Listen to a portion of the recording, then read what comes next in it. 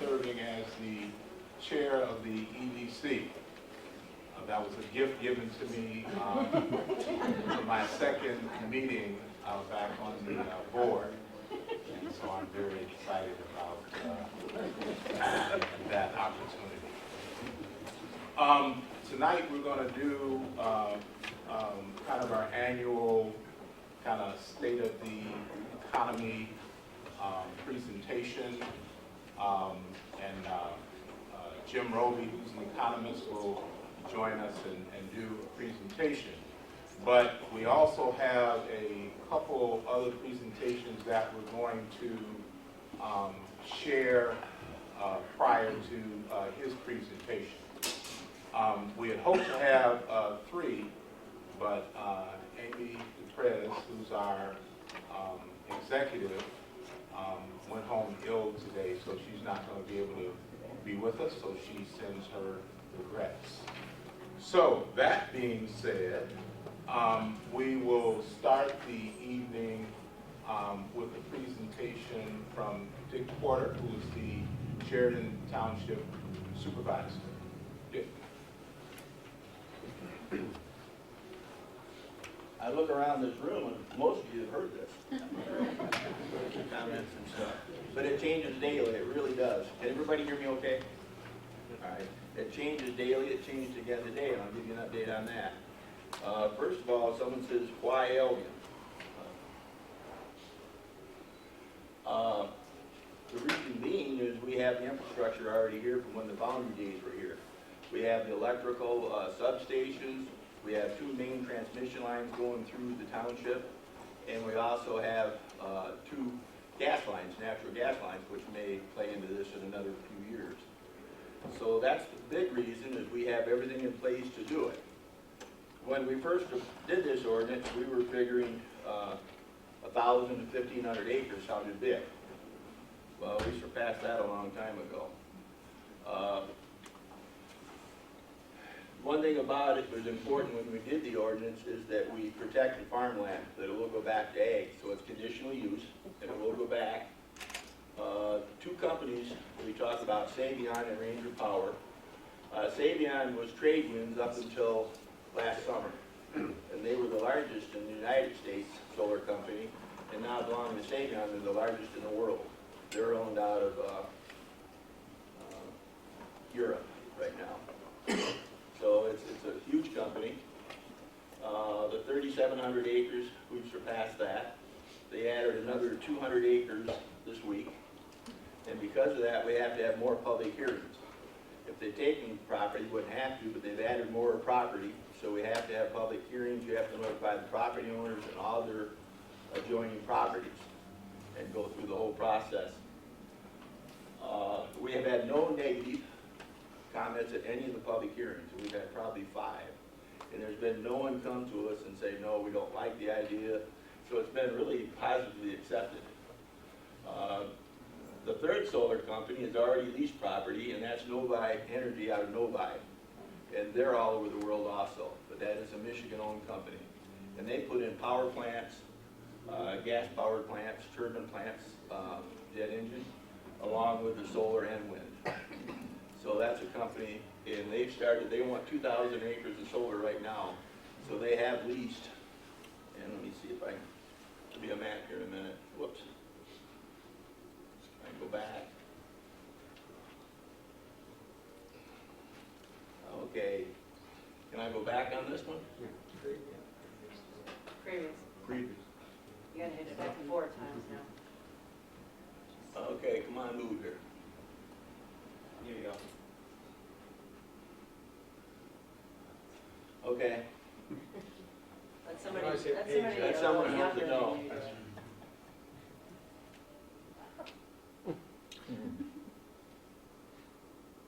Over here, the map. Well, go up this first one right here. Let me explain that one right now real quick. Right now, this is where the demand for energy right now, and that's 480 megawatts. So every 100 accounts for about 1,000 acres of property. And that puts out enough power depending on the location, because you get more in a lot brighter area than you do in the where we have cloudy. But we will be very viable for producing energy. 15 years ago, they wouldn't have thought about it. And this is for the United States. And you look at 2050, the demand. And each one of those is 1,000 acres of solar panels. 1,000 acres of solar panels is about 594,000 solar panels. So the first two coming in, and they paid their money, it's not if they're going to come in, they're going to come in. They have purchased a fire truck for us, all kinds of different things. They've leased the property, they've paid all their inspection fees and a lot of money out into the community already. And of course, they're adding more fields right now, more energy, and they're going into Parma Township for about 400 acres. The reason they haven't gone to Albion Township or Marengo is they have no ordinance for it. And without the ordinance, you can't do it, you can't even talk to us. And we got on the, right after I took over, we got on the stick and got the ordinance in. We started with this before, looked at it, and decided the need was going to be here. And the property owners are very excited about it. They lease, normally if you lease farmland, you get anywhere from $75 to $100 and a quarter, $150 for real good property. They're offering $600 to $900 an acre. A couple of properties, they give $1,000 an acre. And that's per lease per year. So $100,000 to $100,000 lease coming in. Farmers have had 3 bad years. A lot of the farmers are older and not sure what they want to do. Their kids aren't sure they want to take it on. This gives them the opportunity to sell their property for about 4 times the property value. Or they can lease it, the land is set fallow, build up, and then we have a decommissioning clause in our ordinance. They have to put up a $5 million bond, each company, and we review it every 5 years to make sure we have enough money to decommission it and clean it up. We've taken soil samples of all the properties, aerial photos, ground photos, so we know what it looks like, because I'm not going to be here 30 to 60 years, I don't assume. So it'll go back to where it was, and it'll go back to ag. And that was very important to us. Because like the farmers, a lot of them never worked anywhere but their farms, so they don't have pensions, they're self-employed, they don't have insurance. And our property in Sheridan Township is not as rich as Albion Township or even Marengo because of the glacier. It's a very poor property in some areas. And they lease the whole farm. They're giving $600 an acre for the parts they're not even going to use because it's wetland or whatever. So they're not picking the best property, just leaving the less for the farm to do what he can with. Now, Ranger right now has the 1,874 up until yesterday. Now they're going to have a little over 2,000 for what's done. That's only about 1,000 acres of solar panels. So that leaves another 1,000 acres that can be used for wildlife. If it was in a PA 116, it's going to be planted back into wildflowers and pollination for bees. So they're expecting to use it. Some of it probably will be tilled. Some of it's going to be set aside for hunting. They will allow some hunting in the area. So I was kind of surprised on that.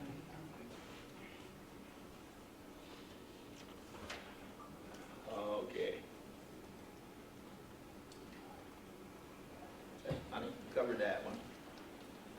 All right, this is where they are right now. The one in the black is Ranger, and that was the first one that came in, and they bought us a fire truck and everything there. And it runs from 29 Mile Road right here and D Drive all the way to 26 Mile Road, just past the golf course. The golf course is included in it, and it will be open this year. They've contacted all the farmers because of this extension, so it's business as normal. If in fact they come and have to start earlier, then they will pay the farmers for what they would have got in their crops and so forth. So no one will lose on this. The one in the kind of purple, that's Savion, and they go from the Ringo Township line, you can see right at almost the city limits. And theirs is 1,900 acres. They're saying they need another 500 or more acres, but they're trying to get the thing into Marengo Township. If they can't do it, then they're going to have to go north. If you look at the top 2 squares in your right-hand side, that's already been leased by Novi Energy. They've got that 1 whole mile up in the corner where it says number 1. They're trying to negotiate number 12 and number 13 right now. The companies want to stay on either side of Rice Creek. That's kind of the dividing line. Because once you go past that, you got to get the Corps of Engineers in, and it's a lot more complicated. Every one of them is DC, but they've got to transfer the building, and it'll convert it just as they put it onto the lines. The go-by one, right now, they're saying that's going to be strictly for the UP right now. It's already going to be a dedicated line. Ranger, the first one in black, is sold their power to consumers' power. Right now, I don't know where the purple one is. I believe it's DTE, but it could be another one for consumers. So it's, right now, the 2 of those is 4,000 acres. We've got 2,000 more that's going to be up in the corner. We've got 2 other companies that started leasing the last few weeks. But they haven't been in and talked to us at the township, which they normally would do. They would come in and tell us what their concerns are and where they're going and their timetables. The Ranger Power was supposed to start this April or May, but because we said they're going to be put off till late fall, maybe early winter, actually is going to work out good for the community because a lot you have to prep for getting ready for this. And this is what Ranger Power presented to us because they're looking at a tax abatement through the state. The state's encouraging it for manufacturing. And that's through Public Act 328 of 1998. This is talking what they expect in revenue for the different places. And it gives you an idea about the money they're going to spend in the community, about $7 million. It'd be 300 workers, 250 would be local. Each one normally has about 300 job fairs because they have different skill levels and so they're going to have job fairs for the whole thing. But you look at the restaurants, apartments, and that motel rental, that's not correct. It's not yearly, it's monthly, $312,000. And I didn't get that when they took off our papers. And then 78,000 apartment rentals, that's monthly. The other ones are correct. There's 780,000 grocery, restaurant, and gasoline. So it's a lot of money coming into this community. So we need to get ready for it if we're going to. Each company is trying to stagger it so they're not in here at the same time. Right now, Savion is projecting coming in late fall of 2021. And then Novi would try to do the same thing. So the community just can't, doesn't have the housing, doesn't have the food, doesn't have the labor. So they're trying to extend that out. Some of the farmers are going to have a lot more money to spend in the community, and we figure a lot of them are going to actually maybe move into some of these lofts downtown here, have homes built, and spend the winter in the Caymans. Who knows? Because we're making a lot of them millionaires. So they got a lot of money coming in, so we're hoping that's going to be a shot in the arm in the long term for the community. Right. I think that's my last one, isn't it? Is there one more? You know what? I'll stop there. All right, I have another meeting tonight because on that PA 328, so I won't be here to answer a lot of questions, but is there any right now while I'm still here? Does that include the 425 property? No, none of this is 425. Okay. We're actually working on the brownfield sites as far as the township. And we've got a company we're dealing with in California that develops nothing but brownfields, and that would be our Brooks and then also the old dump. And so we've been talking to them for probably a year and a half, and I was actually out in California and talked to them. Yes, Doctor? How do these panel tables snow? No problem, because they tilt. They're going to tilt in one axis. They won't circle like the ones at the casino, but if the snow's real bad, they'll put them vertical. If not, they follow the sun back and forth. At the highest point, they're going to be 7 foot. And I'm not sure on these because it's changed so much. When they first came to us 3 years ago, the life of a panel was 10 to 15 years. Now it's 25 to 30 years. All these contracts are 25 to 30-year contracts with the farmers and 30-year renewable. So we could see these for another 60 years, depending on what the technology changes for the whole state of being. Yes. Do you have any idea of what the average is of how many farmers are leasing the land versus how many farmers have sold the land? On the first one, Ranger Power, they told me they purchased 40% of the property, which will help the taxes because the cap comes off. So you're gonna see increased property taxes. The property value is gonna go up, and that's gonna go back into the community. And with the property values going back, most of the companies negotiating their lease, they will pay the difference to the property owner, what the property values go up if they're leasing it. So if it went up $2,000 in taxes, they would pay the difference of what the farmers have been accustomed to. We've been encouraging them to use all local as much as they can. As far as fabricating, they talked to a couple of people. As food and everything, we're trying to really tell them, use local first, local trucking. We've given cards out for all these people. And we're hoping that this would be a shot in the arm as we get going down the road. Of course, we have a lot of commercial property in the township yet along the highway, so we'd love to put some new hotels and stuff in there too, but don't know if that's gonna happen. Yes? With the influx of jobs that you're talking about, what is the skill level that, have they given you an idea of what? For the solar farms themselves, to start with, it's just common labor. You're Okay. there's, each one will be about 180,000 feet of fence. So a lot of it's putting in fence. All require roads to be built, and they're a road that a fire truck can go down. They have to be, if they're regular, removed, put in gravel, aggregate, pound them. So they're a pretty good road there, but most of it's just common labor. So it's not a real high skill level, and then all these are going somewhere else. I know right now Ranger is negotiating with a township in Wisconsin, because they're calling me all the time and asking me different things. And they're going in there, so they're hoping to take some labor with them that wants to move, but we've got probably 4 years of work here for the common labor. Like I said, each one has 3 to 4 job fairs to get the potential help they want, and that's what they're telling me. And because they've paid so much money, they've sold their power already to consumers, they have to deliver it. Like I said, the one gave us a new fire truck, and it's designed for solar fields. It's got big booms on it, 2 gun decks, and it's designed for solar type. The second company is giving us approximately $7,500 a year for training for our firefighters and to keep equipment maintained. And we can justify all that. Our fire truck was 25 years old, and with 4,000 acres, it's designed, we put, combine fires out with it. That's about all it's used for. We don't have grass fires here, it's mostly under tilled. And so it's a new thing to look at.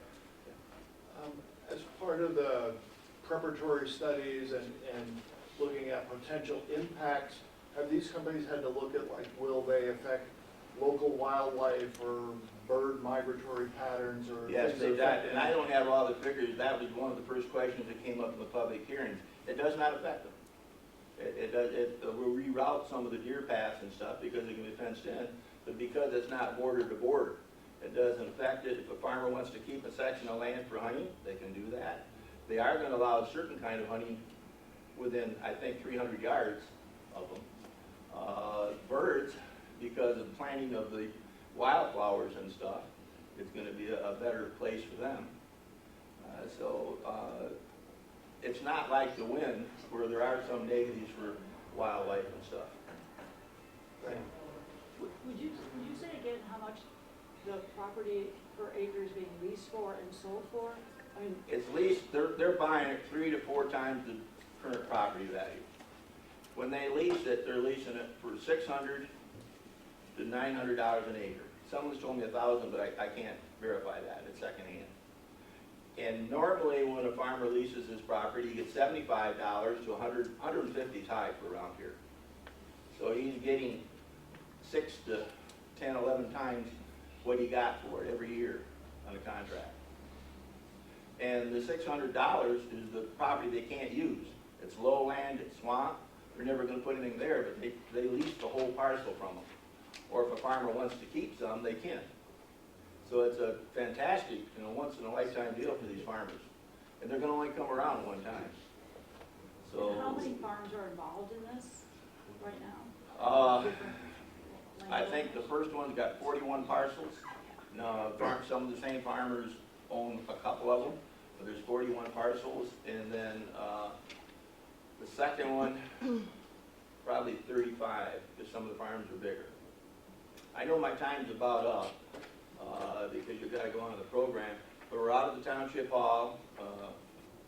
I'm there Monday through Thursday from 9 until noon. Then I usually have meetings all afternoon somewhere, it seems like.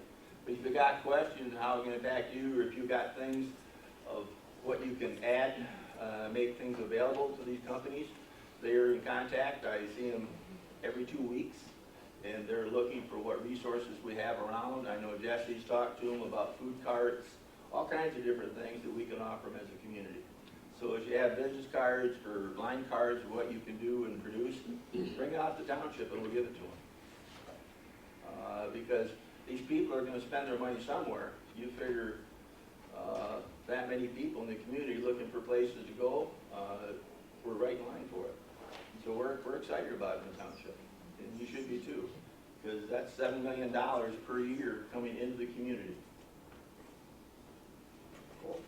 All right, thank you.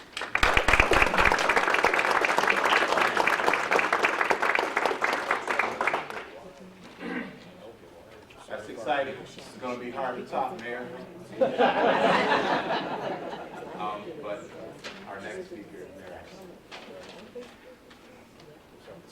All right. Well, welcome everybody. So I'm so happy to see you. This place is just about packed. That's great.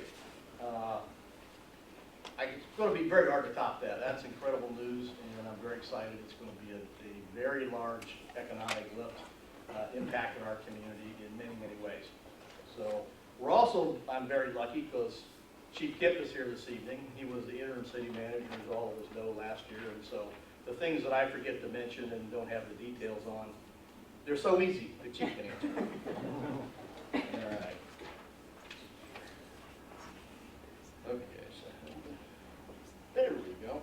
Okay, so we're going to talk about what happened here, what got accomplished in 2019, things we've already got accomplished in 2020, and some of the things that we're going to see in the remainder of 2020. But overall, the outlook for Albion is very positive.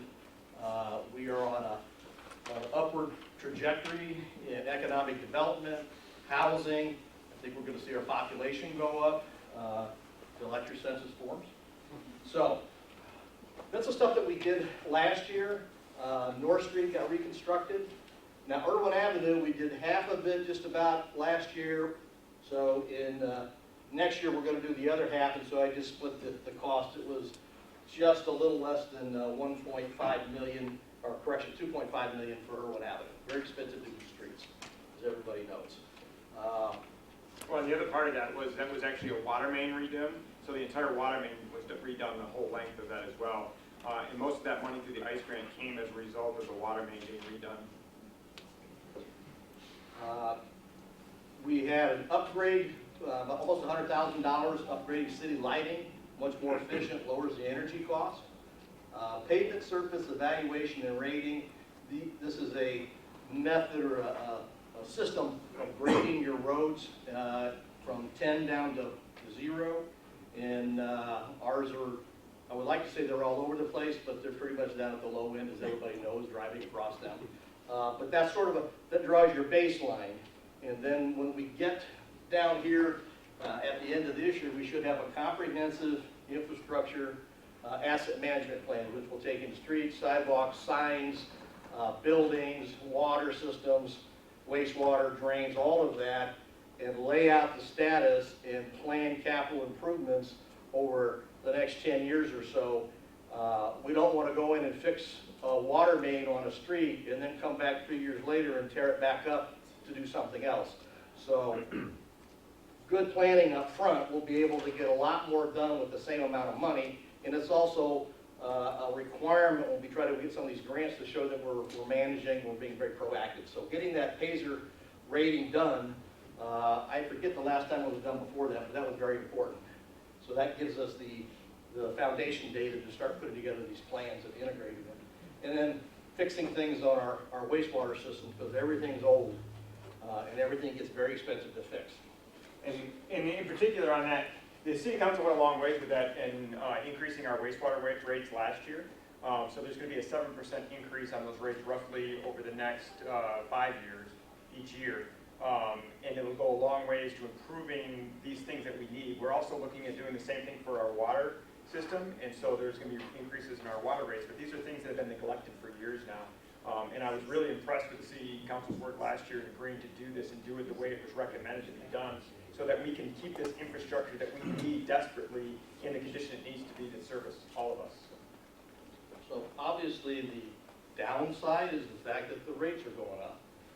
And not to gloss over that, that's 7.5% a year, every year for 5 years. That's 40%. That is a large increase. But there are many grants that, because our rates have been a lot lower and we can't show that we can sustain, we can't qualify for many grants. So it's absolutely essential, let alone we have to plan ahead and fix it, and that costs money.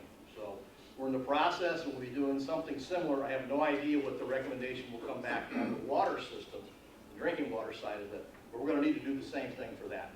But all these recommendations too are coming from professional engineering firms. It's not just us going out there deciding what we need. So it's a good process that we've gone through.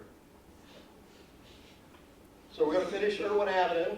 I think that starts in April, It finishes should start in July. April soon. As soon as they can get the asphalt plants open up, that'll start. It's supposed to be finished by early July, maybe July 1. So the entire length of the road will be done by that point. Clark Street, we were able to get a grant. We applied for it. That was in conjunction with a $35 million injection investment by Knopf Insulation to start up a new product line.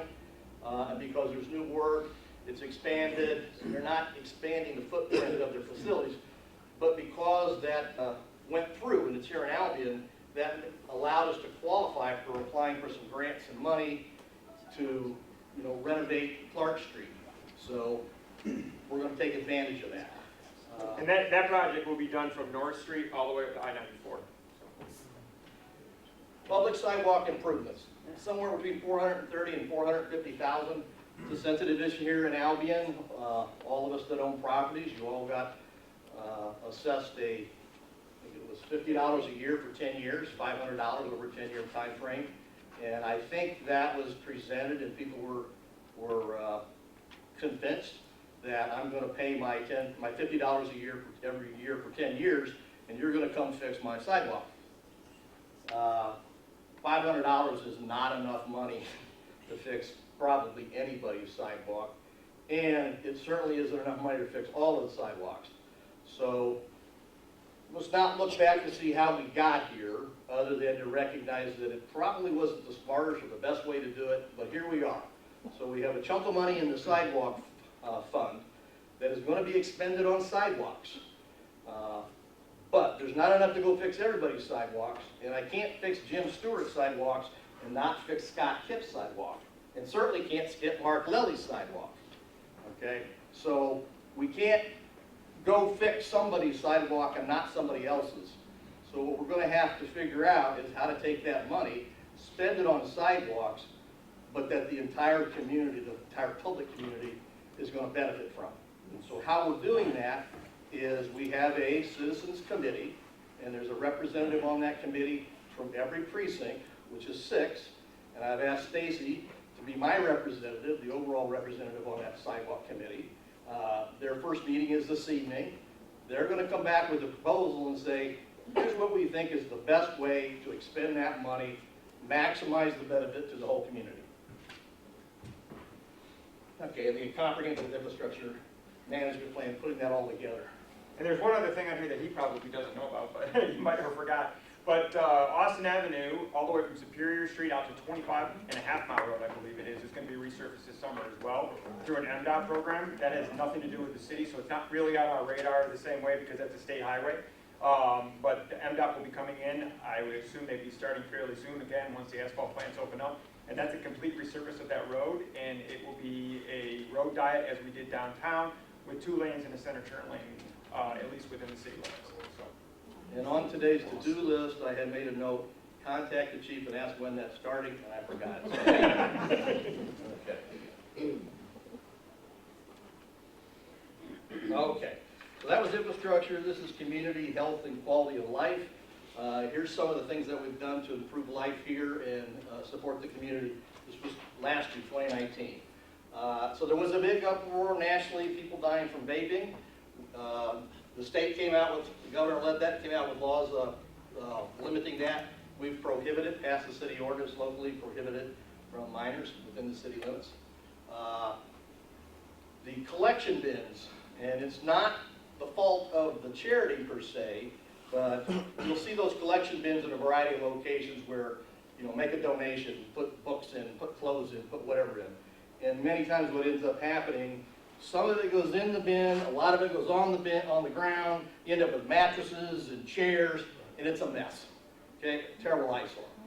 So we've taken action. We have an ordinance in place that requires that if you're going to put it on somebody's property, we're going to hold the owner accountable. So maybe that'll get the owner not to want to do it, or to hold them accountable.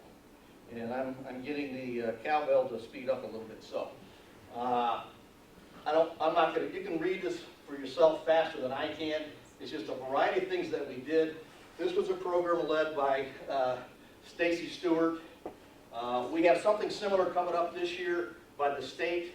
I think that's going to be 20 youth that are going to be employed, developing job skills. We did our first community unity service day. We'll do that again with the leadership of the Dobbins family. Got out there and got everybody sweeping and cleaning up Superior Street. We did that a couple of times. So good on the city for that. Go on.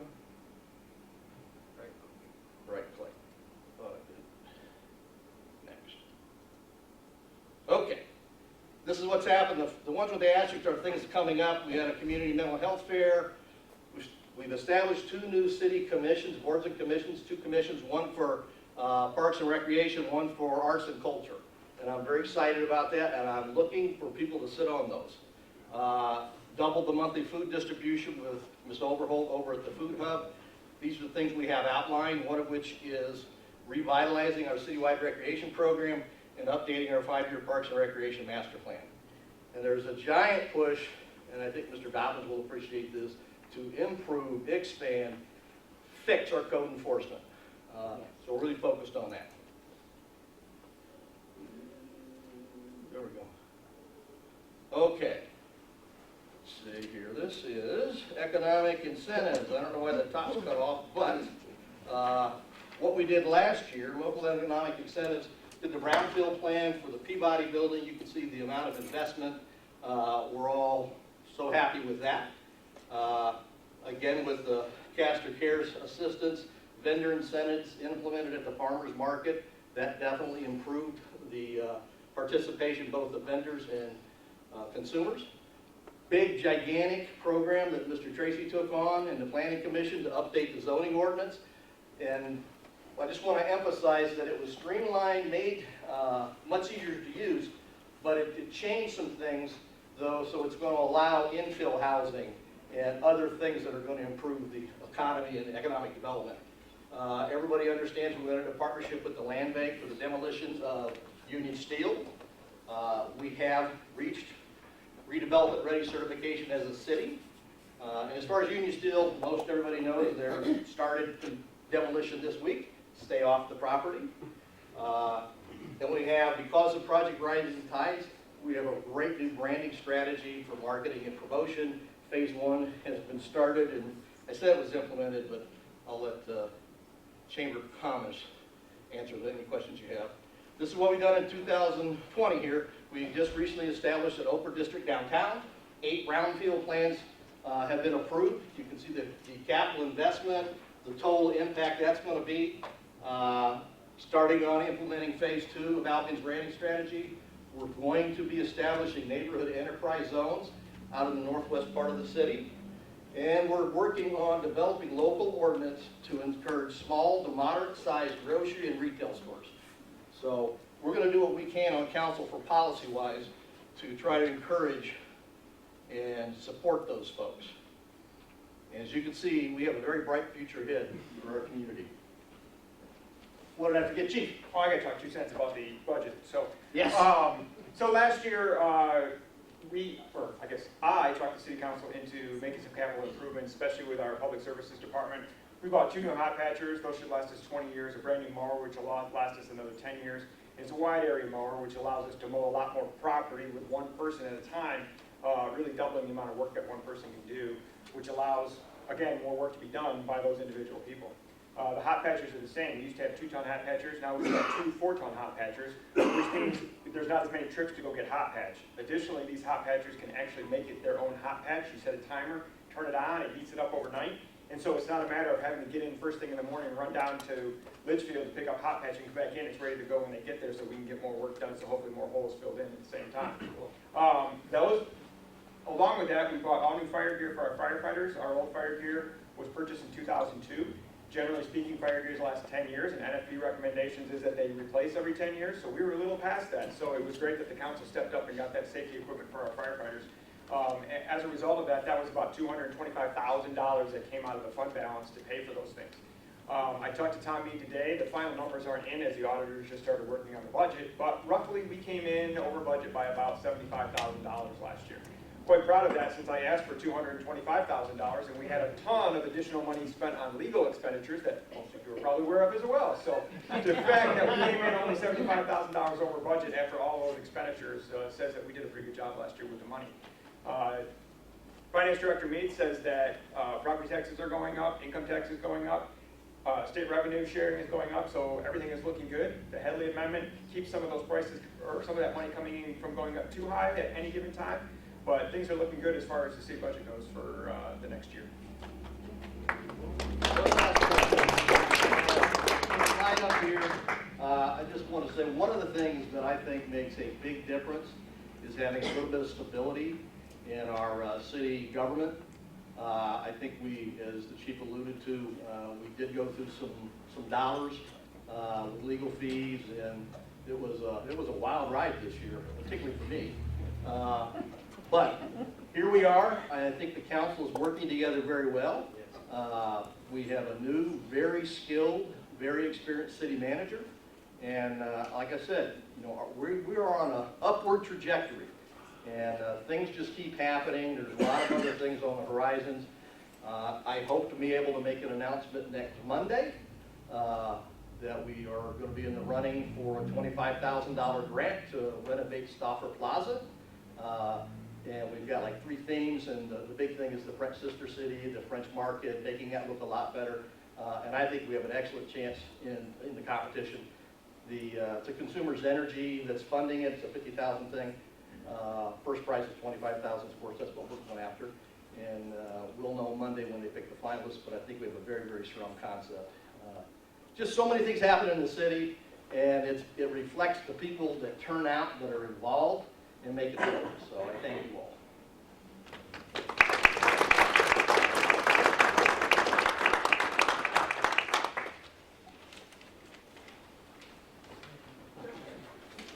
Jim here? Oh, there you are, okay. Okay, now we'll go to, I guess, our main meat of the evening, the economic outlook. I don't know if the last 8 to 10 days have impacted us significantly, but Jim Robey from the Upjohn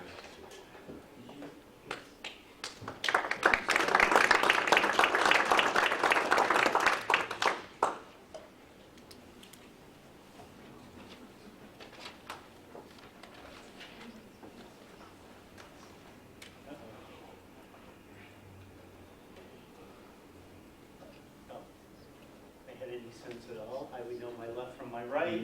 That's what happens when you have 3 college degrees, you have no sense. So bear with me. So thanks for having me back. It's great to be here. I know I'm keeping you from dinner. I gave an Outlook talk in Lansing today, and I was keeping everybody from lunch. It's always great to be right in front of people ready to eat.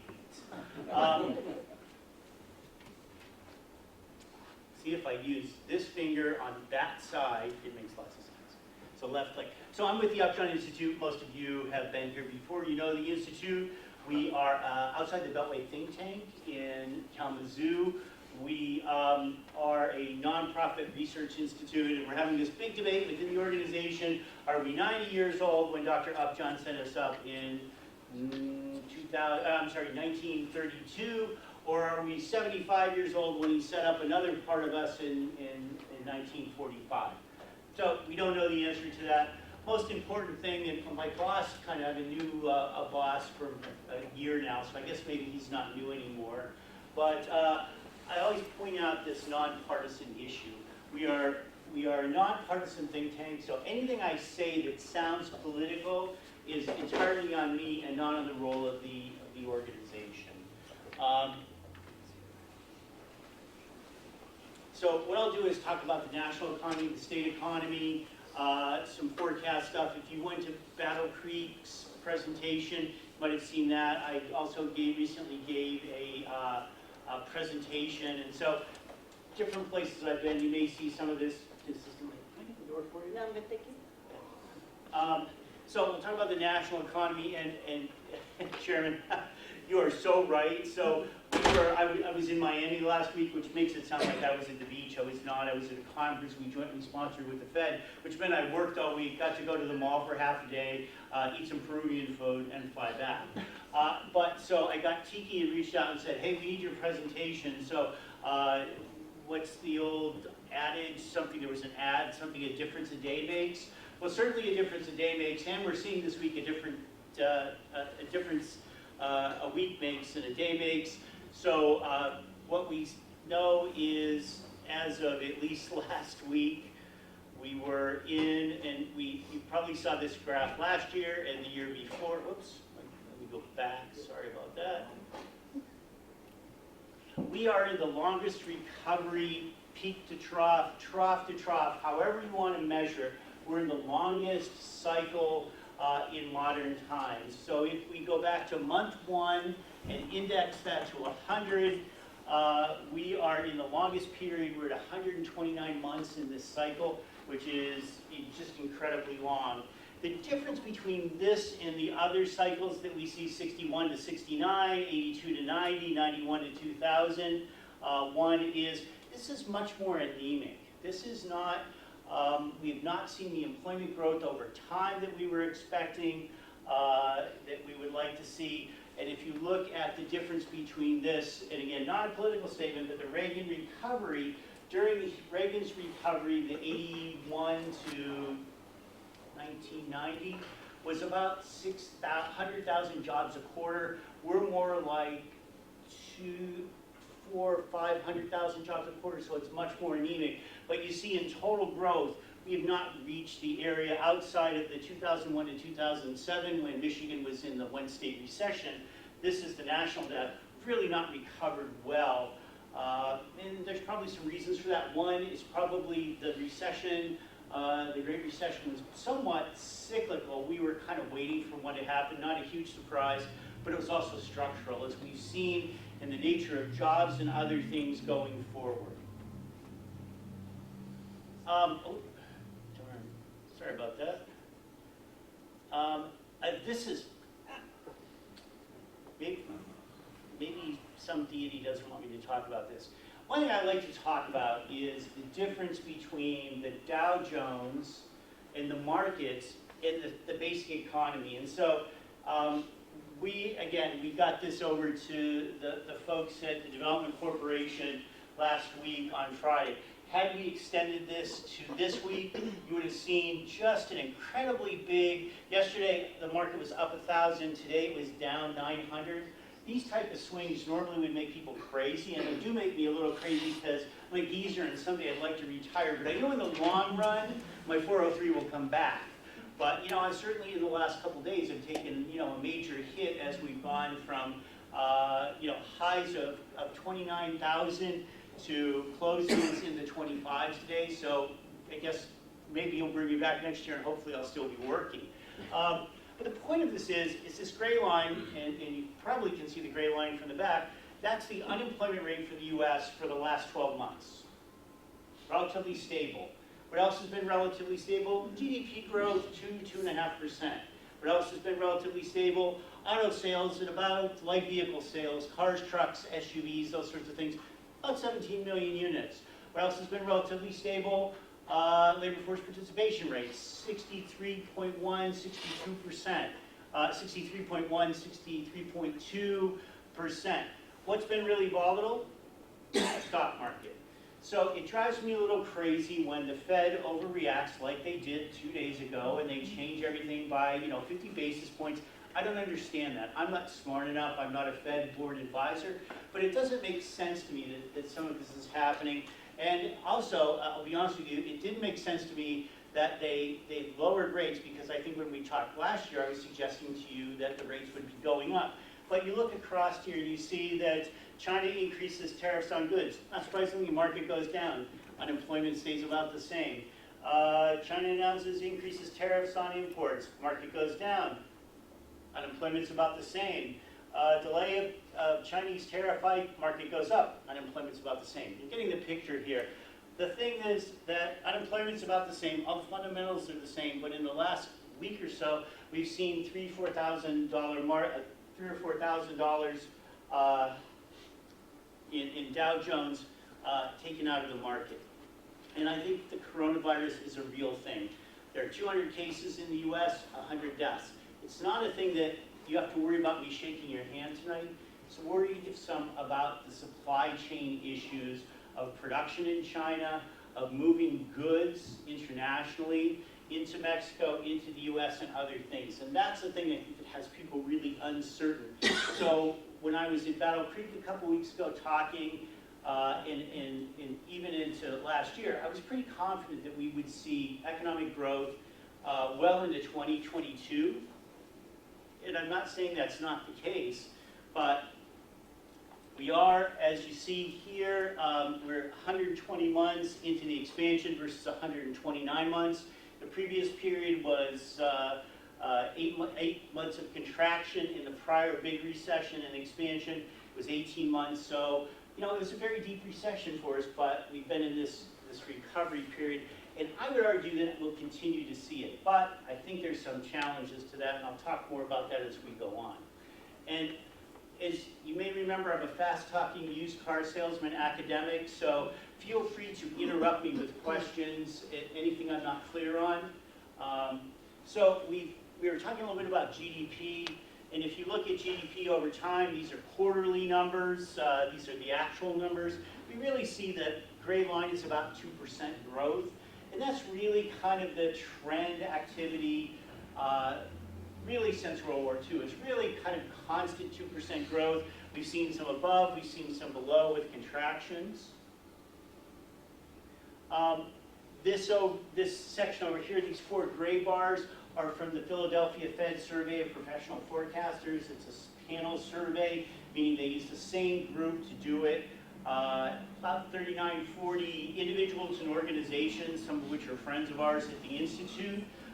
Really, their most recent forecast, pre-coronavirus, and everything I'm talking about doesn't include, none of these data include coronavirus questions. Really is growth just below 2% or right about 2%. So part of the question we have when I sit on a Fed panel with the Chicago Fed, and we had this discussion 8 months ago, 6 months ago, are we really going into recession? And one guy put up his hand and said, well, it's time. And I'll talk more about it, but recessions don't come about because of time. They come about because of policy mistakes, and the fundamentals of the economy are actually relatively good. And so in some cases, what we're seeing is more of a return to trend than we are seeing us go negative. So I don't think we're in any imminent danger of us going negative into a recession, but the headwinds of the coronavirus and the impacts on supply chain could magnify. This is the annual rates again, some above, some below 2%. I think what really is a concern, and it's a concern in Michigan, it's a concern in Calhoun County, is that employment growth has not been as strong. And really when we look forward, although we continue to see surprisingly 200,000 jobs a month, and the question is where are those jobs coming from?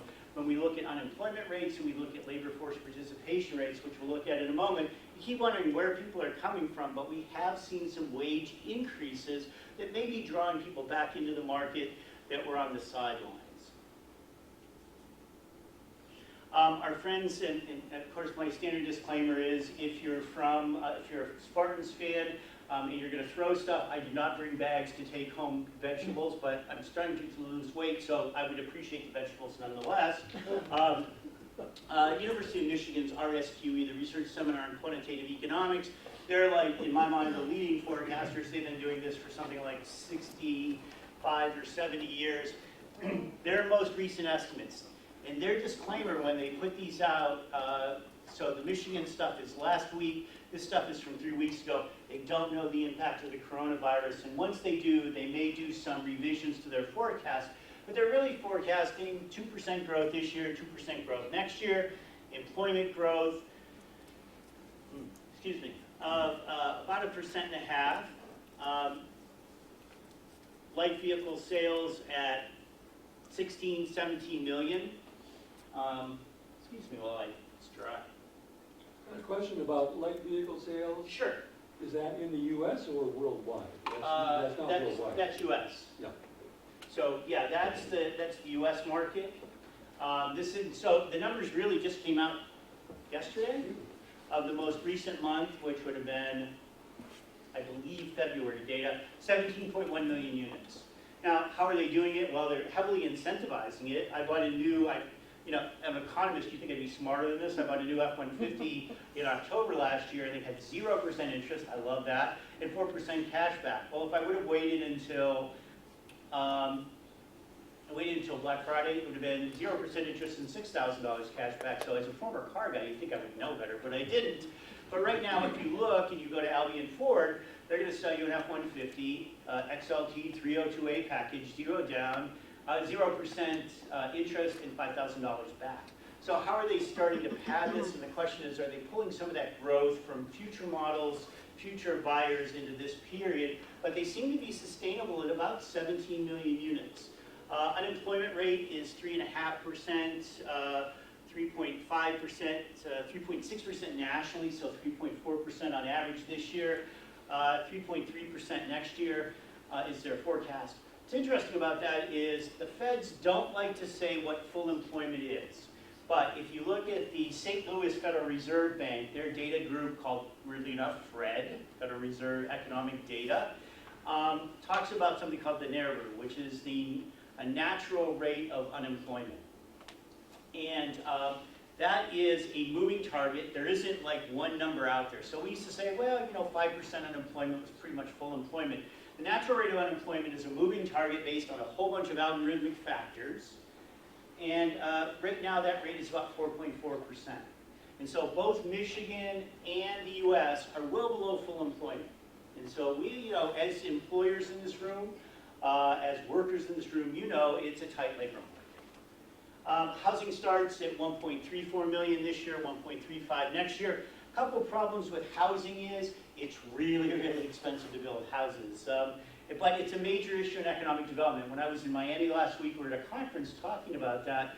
And the issue is about renovation and other things. And the two big problems in housing across the country is finding dirt, scalable dirt, to put housing development in. It's really expensive, and trying to find that 80 acres to put a bunch of homes in and make it effective is a problem, but also finding skilled trades workers, construction people, to go pound nails and turn wires and those sorts of things. Trying to find those folks is increasingly problematic. Less interesting, but always worth noting, is this issue of the CPI, the Consumer Price Index. This is one of the things that the feds track, and once it gets to be about 2% and other things, you start to see them raising the interest rates. But honestly, I can't tell you why they keep lowering it. I'm going to say that again and again because they drive me a little nuts, because they're kind of wasting their powder when they don't need to. Oops. What I think people are concerned about is what's going to happen when all of you aren't confident. And will this next recession be led by consumer confidence issues? So the red line is the index of consumer confidence that comes from the Conference Board. And again, Spartans fans, I'm sorry. Index of consumer sentiment from the University of Michigan. They're really kind of the two leading of these. And if you look at this over time, they've been stable and very high. The consumer is very, very confident. But as they worry about their job with this coronavirus thing, and I'm not trying to make you nervous, I'm just saying something to think about, and as people say, I'm not going on a cruise, so I've got one kid going on a cruise to the Bahamas or something in a month with my 2.5-year-old granddaughter.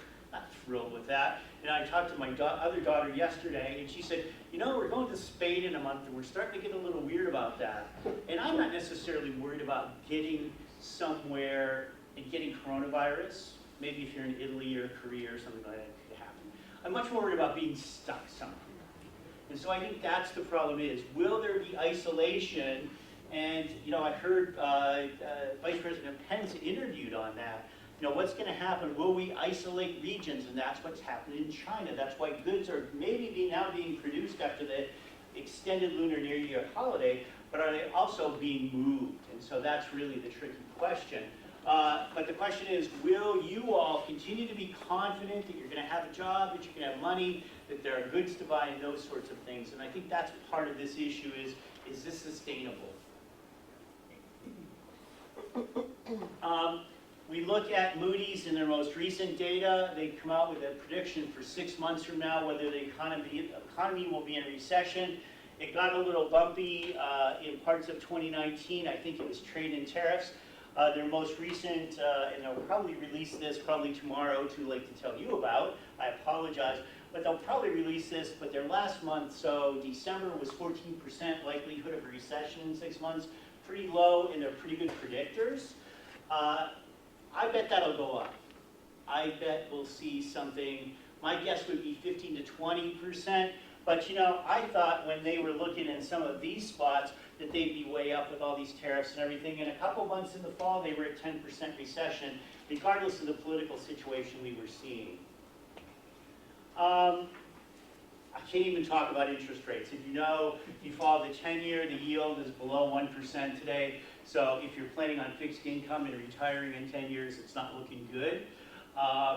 But for the most part, until this figures out, this rush of capital onshore and other things, and I'm not an expert in this, you know, what we've really seen is interest rates about the same as inflation, which means that when you take them into real dollars, the cost of capital hasn't been going up, it's relatively flat. There was some question that may come up on the inversion of the yield curve last fall, last summer. That was a real brief one. A lot of people look at that as a precursor to recession. People smarter than me that I know at the Fed said that the cause of that was not a precursor to recession, that it was capital flooding in, they were printing money, and we're seeing that today. I think also some inversion there, most likely, and probably not a reason to be concerned. There are other reasons, and we keep trying to get a good Fed economist to come over to the Institute to explain their thinking on that, but we can't seem to do that. What we're watching in the next recession, some things I think have kind of calmed down. I think some of this trade issue is much better than it was. Certainly when we talked last year, and as we're talking this year, you know, have we been talking in the fall? I think the trade tariff thing, but what we've resolved is, excuse me 1 second. Shows you how smart I am. I get a glass of water, but then I don't drink it. So two things have happened I think that are important. One is the United States-Mexico-Canada agreement, essentially the replacement for North American Free Trade Agreement. No agreement is perfect. Really what it does, though, is open up, Michigan's about a $60 billion economy. It opens up the movement of goods across North America. It's really, really important. Particularly our biggest trading partners, are particularly in autos and other things, are the Canadians for machinery and other stuff. It's the Mexicans.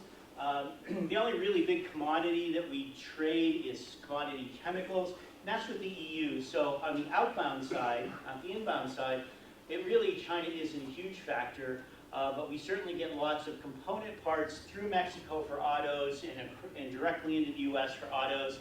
Volatility of the stock market, we've talked about. Again, disaggregate the market from economic conditions. Low interest rates, you know, it's a great time to invest, but without rates going up, it's a great time to invest tomorrow, so there's less pressure on that. I think the federal debt and deficit is a real issue. I'm not sure it's an issue today, but it's an issue for my kids and grandkids, as we have $1 trillion. We spend, $4.6 trillion. We bring in $3.6 trillion. We seem to have a spending problem. My son has the same problem, and I'm cutting his credit card off. But the reality is we're pushing that debt down the road. I mean, there's probably, if I divided the room in half, some are going to say, and I believe I'm entitled to Social Security. Entitlements are there. It's hard to cut those. We look at defense. It's hard to cut that. So everybody has a constituency. I do some work for the federal government. I want them to continue to give me work to do. So I'm interested in whether they fund the Economic Development Administration, whether they fund the Michigan Manufacturing Technology Center, and others. The tax cuts and the politics, I think, are intricately linked this year. Certainly, elections will have consequences, and how that works out. And I want to jump back to debt and deficit. If you look at revenues this year in nominal dollars without inflation, we have some of the highest revenues at the federal level we've ever had. It's the spending, again, that we seem to be unable to think about. In the global pandemics thing, and we threw this in there, and a couple weeks ago, and it really has turned out to be something that we've really got to be watching. Again, not because we think people in Albion or Marshall or Kalamazoo are necessarily all of a sudden going to become sick and everything else. It's really because how it affects the movement of people and goods across the globe. So what's going on in Michigan? I just overshoot.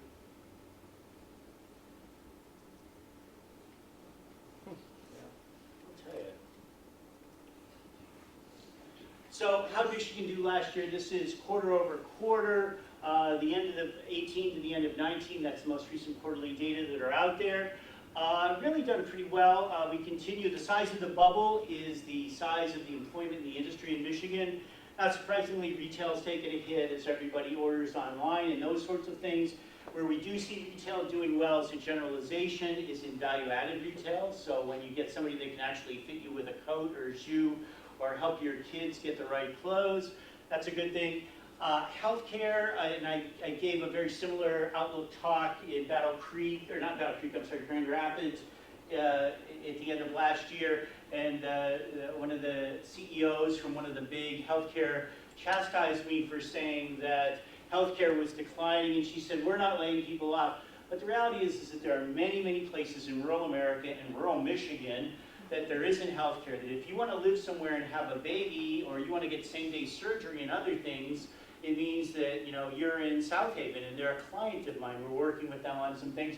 And if you live in South Haven, so you live in a very expensive home and all those sorts of things, with a great ocean view or lake view that seems to be coming closer to houses, unfortunately, due to water levels, that if you want to have a baby or you want same-day surgery, you're going to St. Joe, Benton Harbor, you're going to Grand Rapids, you're going to Holland or somewhere like that. That's really an issue for quality of life. And so the fact that I believe, you're close to Oaklawn, they've made investments. I saw the mayor had some things up there.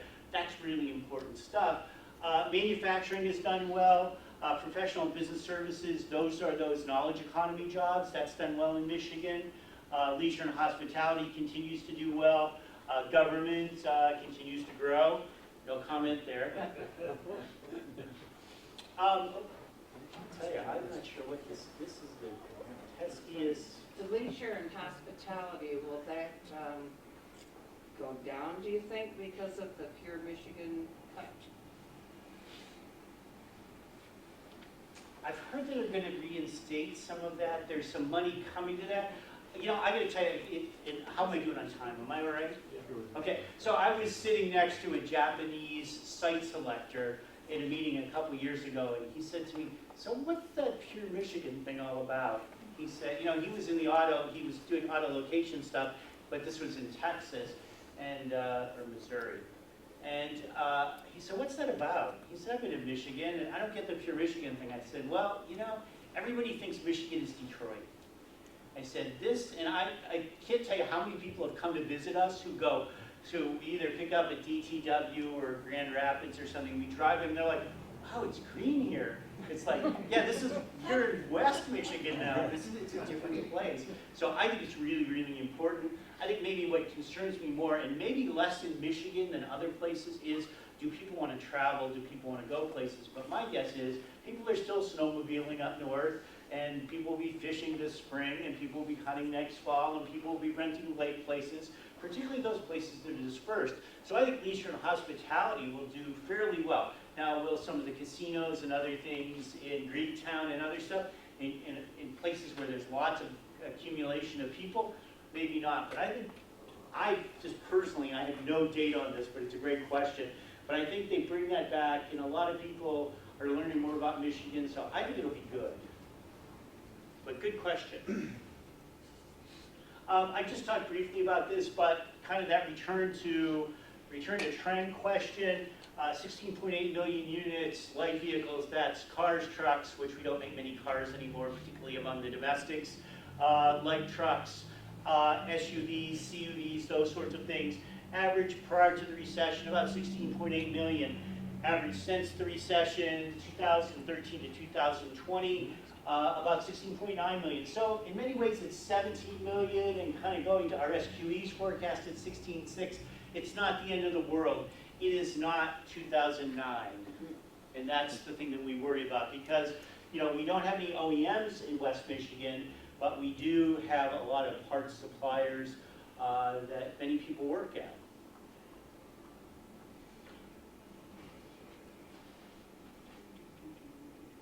I feel like I should sing in between here. So RSQ's forecast for Michigan, really pretty slow growth, but we don't have a lot of population growth. So where are those workers coming from? So when you look at relatively flat population forecast, we really look at employment change of about 1% last year, a little bit more than 0.5% this year, a little bit more than 0.5% next year.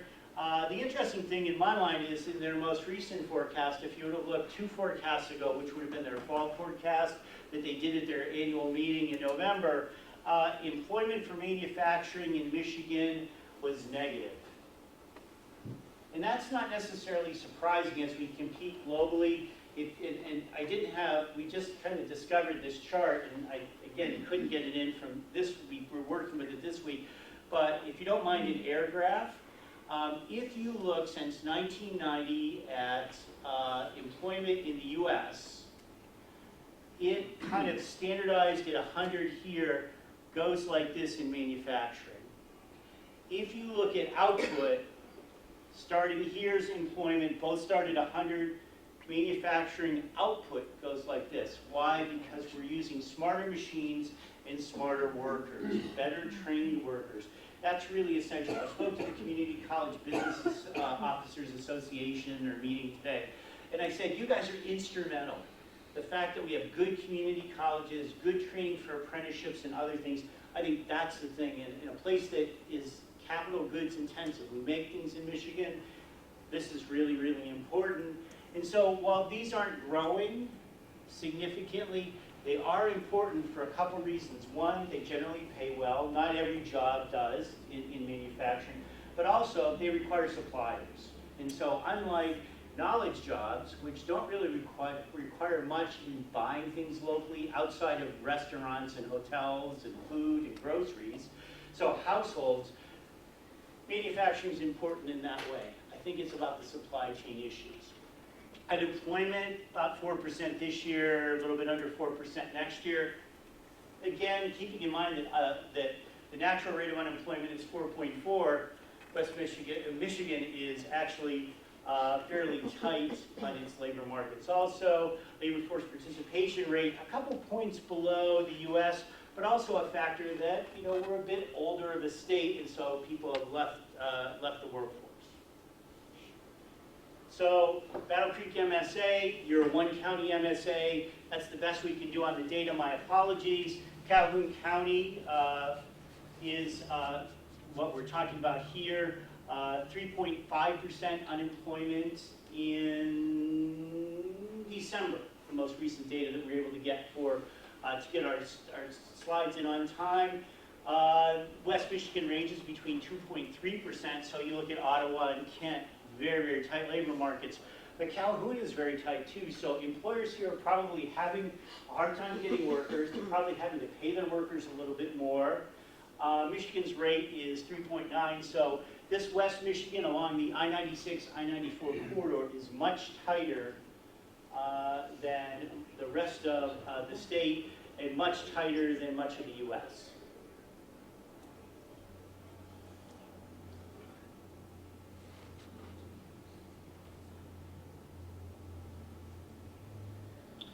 Labor force participation rate in Calhoun County, and this may be an aging factor as much as anything, is about 58%. It's actually very much well below the labor force participation rate for the U.S. at 63.2%. Michigan is at 61.7%. The interesting thing about this is that all along these border counties, the labor force participation rate is relatively low. Yet if you look at the northern Indiana counties, it's somewhere in the upper 60s and low 70s. Now, whether that's access to jobs in the RV industry or other things, honestly can't tell you why that is, whether there's younger people living there, so there's more people in the labor market, but it's radically different. It's very interesting. Ma'am? Sorry, what does labor force participation? Oh, I'm sorry. That's the share of people's. Thanks. Great question. I just assume everybody knows it. No, you know, it's the number. It's the share of the population 16 and over that either have a job or are looking for a job. So if you take 100 and you subtract that, that's the part of the population. Now that includes people that are 17 and in high school, and it includes people that are 85 and not in the labor force at all anymore. So it's a bit tricky, but it's an interesting measure to, just on a comparison basis. Could it be that we are older because a couple of decades ago, a lot of people moved out of Michigan for jobs? Oh, that's probably true. And you know, a couple decades ago, I was 40 something, and I'm not anymore. So yeah, so that's part of it is you had some outflow The ones that would from. really be working now, many of them moved Indiana and elsewhere. That's probably right. Yeah, and you know, keep in mind that we talked about the recession from 2007 forward, but if you look, that one of my colleagues that used to do work with me that helped prepare this referred to the pre-recession period, the growth between 2000 and 2007 as the one-state recession in Michigan, as you were also losing workers there too. So when we look at within the MSA or the county, and I'll use MSA, County, Calhoun, and Battle Creek interchangeably, not to offend anybody with the Battle Creek reference. So the Battle Creek MSA in Michigan and the United States, you know, really total employment continues to do pretty well. More recently, Battle Creek's been hovering around where they're at. The MSA's been hovering kind of where they were pre-recession. But again, without significant population growth, it's hard to see those folks, it's hard to see a lot of employment growth. And you know, that affects Michigan as a generalization too. You know what I should know better to do? Just walk over and touch the computer. Interestingly enough, manufacturing in the MSA is done pretty well. Again, we know that in Fort Custer Industrial Park and other places that getting workers continues to be a challenge, but also a lot of employers are in the tiered system with in manufacturing, and you have these long-term contracts. It's hard to change your prices to accommodate wage issues. But so the blue line is Michigan, the red line is the county, and then the gray line is the U.S. And so, you know, really we're doing much better in this county than the U.S., but a little bit less compared to the state.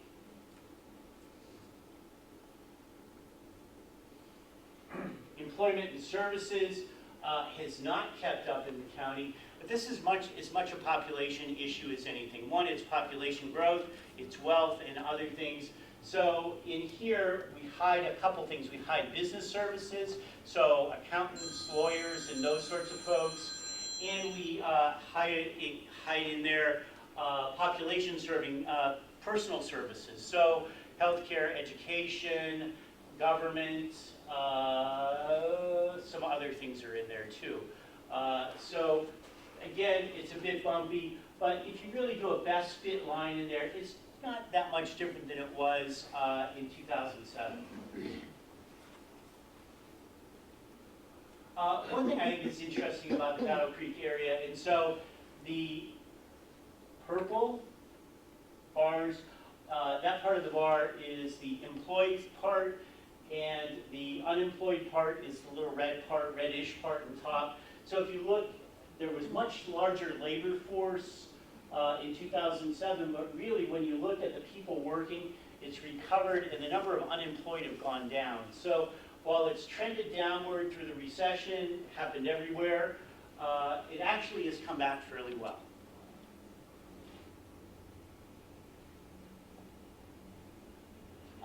We continue to see, for the most part, and these are zip codes, except for this one zip code in Calhoun, we've really seen fairly decent appreciation. And this is year over year between 2017 and 2018. The 2019 data are not out yet. But you're doing well on your housing values. One of the great challenges to economic development across the country, and as I mentioned, I was just in Miami for a national housing conference that we co-sponsored, is that there isn't enough housing, and the issue of affordable housing continues to be a problem. And I'd hoped to go to Miami to hear what the answers were to that, but the academics don't know either yet. Not surprising. Sir? Yeah, that's a term that's used kind of loosely, affordable housing. So tell me your definition of affordable housing. Thanks for asking the question. You know, I think that, so you know what, I think the thing that I think of as affordable housing is housing that's somewhere that costs less than 30% of total household income. Now, affordable housing is different in different places. So West Michigan is about 85% of the US, but I think it's about housing security and those sorts of things. So, you know, is it a hard number or is it more related to earnings in a place? But if you can't afford a place to live, you can't be hired to work either. And so that's where we used to look at some of the great things, great barriers were childcare, transportation, healthcare. Now the issue is housing. So, you know, you look at Clemens, they wanted, I don't know where they're at with this, but they wanted to put a second shift on with 800 people. Wasn't any housing for it. So one is general housing, and the affordability issue. So you look in Kalamazoo, there's all kinds of new housing downtown that the millennials want and all that sort of thing. It's $1,600 a month. That, you know, however you look at it, that's a lot of money. You know, and I do okay if that's a lot of money. So I can't give you a hard number. More so, it's a ratio question, I think, that if people are earning $30,000, can they afford housing? It's challenging. It's $17 an hour, $15 an hour, and that sort of thing.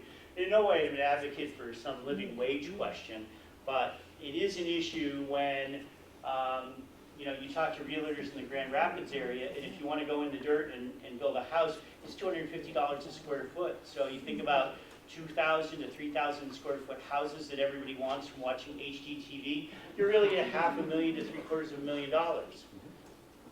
So I'm not sure I answered your question, but I think it's not a hard dollar as much as it is a share of what people are earning in a place, and can they afford. So if you can, people afford a 2-bedroom apartment.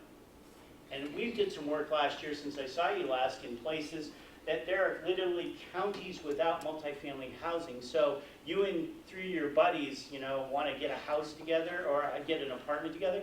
That doesn't exist. And that's true in a lot of places. And you look at the permit growth in this area for single-family homes, and it's relatively low. Sir? So the whole idea of affordable housing, though, seems to, it circles back to quality of housing. You know, because a 2x4 costs essentially the same in Albion as it does in Marshall or Lansing or Grand Rapids or wherever. The labor to put in the 2x4 costs the same no matter where you go. The toilets, everything else costs the same essentially.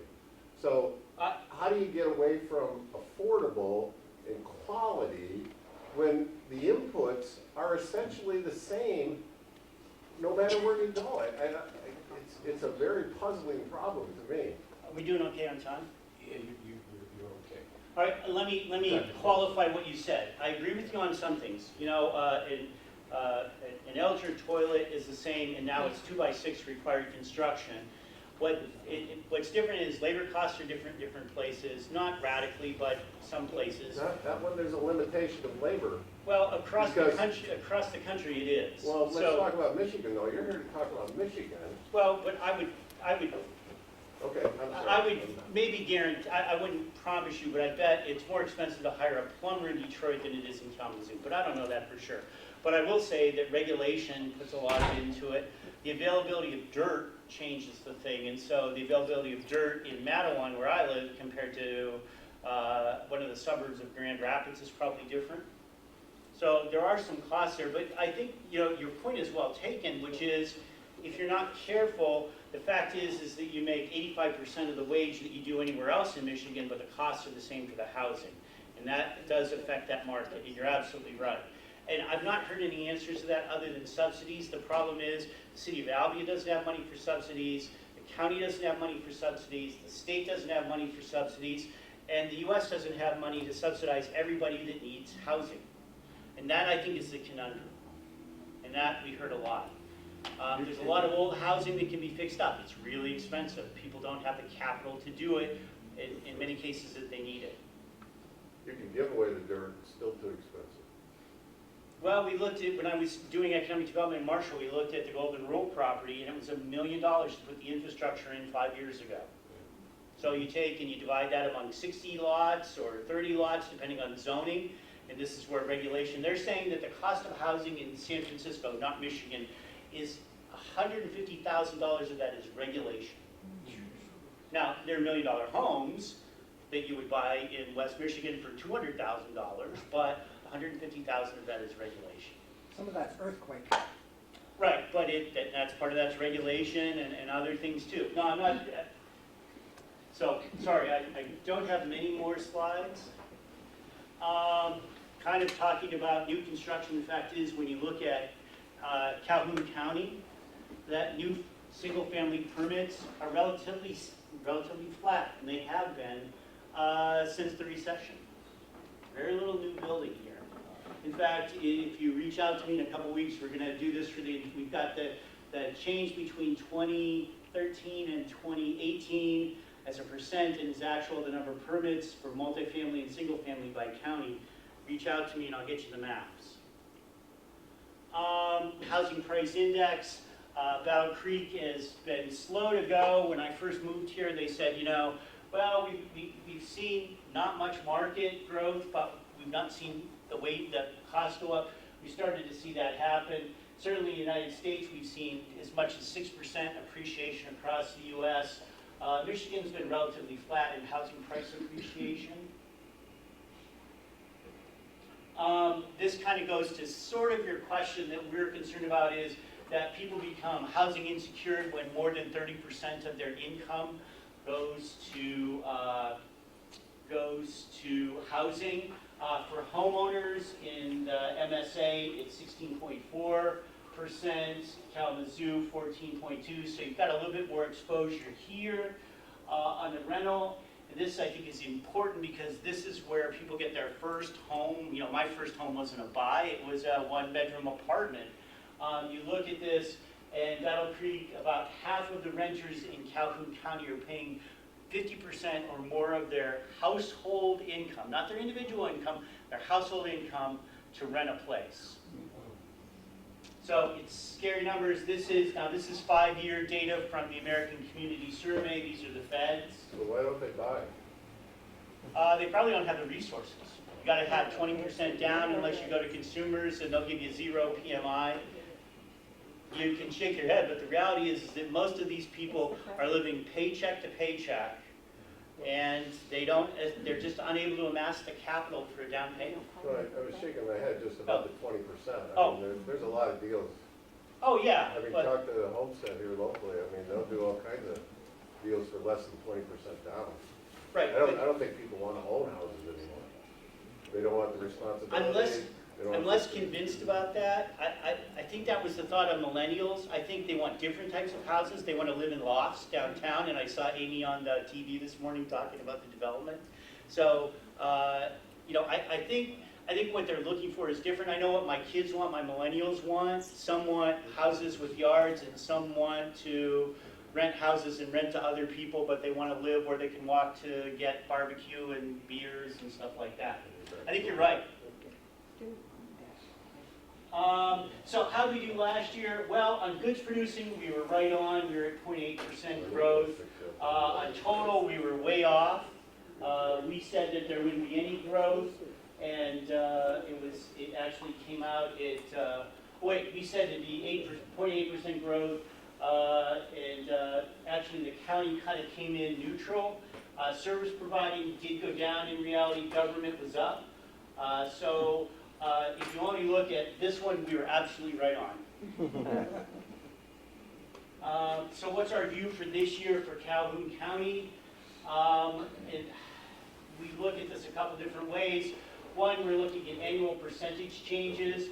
So total, we're looking at some small contraction. That's a couple hundred jobs, that 0.4%. So don't get too worried about it. Goods producing, not surprisingly, we're taking a somewhat negative view on it because we think that firms will continue because they cannot get workers and cannot afford workers. In some cases, will continue to use more automation as they necessarily move from Industry 2.0, which is very manual, to Industry 3.0, which is digitalization and automation, to Industry 4.0, which combines both of those with the Internet of Things as well as artificial intelligence and others. Absolutely, probably essential to be globally competitive. This is where things like KVCC will be, and Kellogg Community College and all the other folks, the training and apprenticeships will be absolutely essential. For this year, we see some growth in service providing, a little bit of growth next year. Government, we're sort of forecasting some negative growth, and that's just our philosophy on this. So I know we're running out of time, so I'm going to skip over this and get to, I think the most important thing is to disaggregate employment from economic growth. And so when we look at this, our forecast for next year is that we'll see about 3% economic growth in the region, in the MSA. In the goods producing sector, remember, we're forecasting negative growth. We'll see some positive growth because we think that productivity will increase necessarily. Service providing, we're going to see increases in productivity. Where's that going to come from? Well, the reality is that, I was at Red Lobster the other day, and they didn't even want to take my credit card. I was supposed to pay at the table. You go to McDonald's, which I'll probably do on the way home tonight, and I'll probably get to talk to a kiosk and those sorts of things. So there are ways that they are starting within, and this is true in healthcare, this is true all over the place. I go to my doctor and they hand me an iPad and I put all my information in, and then, so all of that, government will see some growth. I'm still not sure how you get GDP out of the government, but apparently you can. So I think, so when you compare the regions, we're actually expecting Battle Creek MSA on an output basis to exceed Michigan and the US. In the goods producing sector, we expect it to do really well. Now, all that said, coronavirus, we don't know what's going to happen. Service producing, again, Battle Creek seems to be doing really well, really compared to Michigan and the rest of the US. I have to thank the folks from my team that put this together. I get to be with you tonight, and they get to do more work. So thanks. If you have any other questions. Thanks for your questions.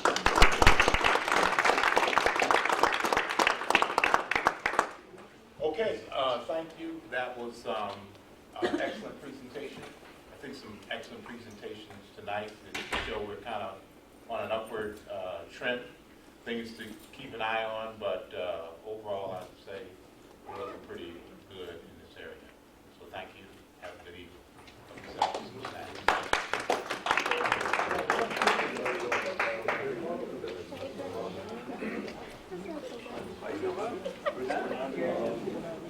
Yeah, I think so. That's not read that.